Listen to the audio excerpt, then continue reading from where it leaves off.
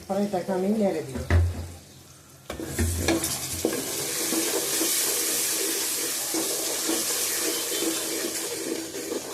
আচারের লোকটা কেমন হচ্ছে জানাবে।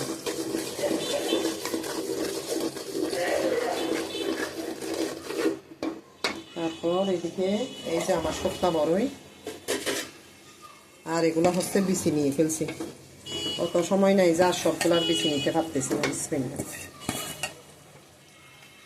দৌড়াদৌড়ি, কুফিন, স্কুল, আর সময় নাই যে এখন বাকিগুলার বিচি ফেলতে পারিনি। বিচি শুদ্ধ দিয়ে দিচ্ছি। বেশি করতে টাইম লাগবে, ততদিনই কি আচারও শুদ্ধ নষ্ট হয়ে যাবে। আমার বেশি শুদ্ধ আচার।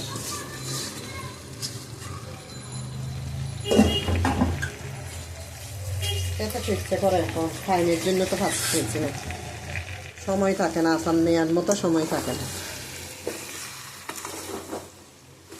এবার ভালোভাবে নেড়ে ছেড়ে নাড়তেই থাকবেন।